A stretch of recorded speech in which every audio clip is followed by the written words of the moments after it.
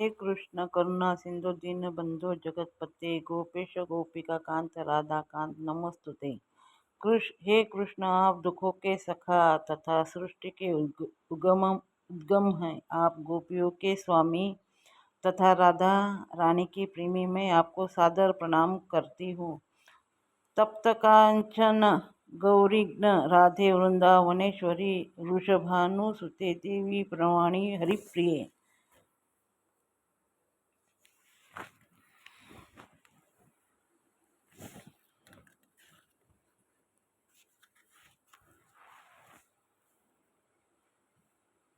मैं उन राधा रानी को प्रणाम करता हूँ जिनकी शारीरिक कांति पिछले सोने की सहज है, जो वृंदावन की महारानी आप राजा वृषभानु की पुत्री और भगवान कृष्ण की अत्यंत प्रिय है। वांछा कल्पतरुभ्यश्च कृपा सिंधुभ्य एव च पतितानां पावनेभ्यो वैष्णवेभ्यो नमो नमः। मैं भगवान के समस्त वैष्णव भक्तों को सादर नमस्कार करता हूँ। ये कल्प वृक्ष के समान सबों की इच्छाएं पूर्ण करने में समर्थ तथा पतित जीवात्माओं के प्रति अत्यंत दयालु है। श्री कृष्ण चैतन्य प्रभु नित्यानंद श्री अद्वैत गदाधर श्री वासादि गौरव भक्त वृंद। मैं कृष्ण चैतन्य प्रभु नित्यानंद श्री अद्वैत गदाधर श्रीवास आदि समस्त भक्तों को सादर प्रणाम करता हूँ। हरे कृष्ण कृष्ण कृष्ण हरे हरे, हरे राम राम राम हरे। भगवद गीता को गीता उपनिषद भी कहा जाता है। यह वैदिक ज्ञान का सार है और वैदिक साहित्य का सर्वाधिक महत्वपूर्ण उपनिषद है। निस्संदेह भगवद गीता पर अंग्रेजी भाषा में अनेक भाष्य प्राप्त है, अतएव अन्य भाष्य की आवश्यकता के बारे में प्रश्न किया जा सकता है। इस प्रस्तुत संस्करण का प्रयोजन इस प्रकार बताया सकता है। हाल ही में एक अमेरिकी महिला ने मुझसे भगवद गीता के एक अंग्रेजी अनुवाद को संस्तुति चाही।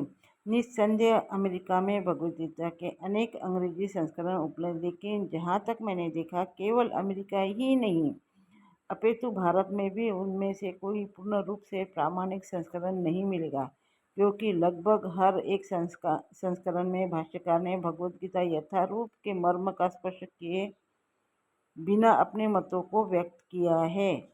भगवद गीता का मर्म भगवद गीता में ही व्यक्त है। यह इस प्रकार है, यदि हमें किसी औषधि विशेष का सेवन करना हो तो उस पर लिखे निर्देशों का पालन करना होता है। हम मनमाने ढंग से या मित्र की सलाह से औषधि नहीं ले सकते।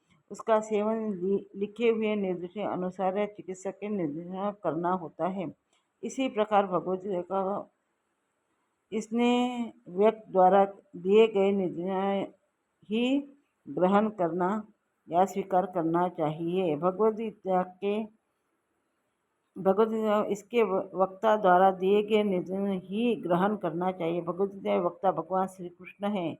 भगवद गीता के प्रत्येक पृष्ठ पर उनका उल्लेख भगवान के रूप में होता है। निश्चय भगवान शब्द कभी कभी किसी भी अत्यंत शक्तिशाली व्यक्ति या किसी शक्तिशाली देवता के लिए प्रस्तुत होता है, और यहाँ पर भगवान शब्द निश्चित रूप से भगवान श्री कृष्ण को एक महान व्यक्ति बताता है। किंतु साथ ही हमें यह जानना होगा कि भगवान श्री कृष्ण पूर्ण पुरुषोत्तम भगवान है, जैसा कि शंकराचार्य, रामानुजाचार्य, मध्वाचार्य, निम्बार्क स्वामी, श्री चैतन्य महाप्रभु तथा भारत के वैदिक ज्ञान के अन्य पुरुषोत्तम भगवान कहा है। विद्वान आचार्य ने पुष्टि की है, भगवान ने भी स्वयं भगवद गीता में अपने ही परम पुरुषोत्तम भगवान कहा है, और ब्रह्म संहिता में तथा अन्य पुराणों में विशेषतः श्रीमद् भागवत में, जो भागवत पुराण के नाम से विख्यात है, ये इसी रूप में स्वीकार किए हैं। अतएव भगवद गीता हमें भगवान ने जैसे बताई है वैसे ही स्वीकार करनी चाहिए। हरे राम राम राम हरे हरे, कृष्ण कृष्ण कृष्ण हरे हरे।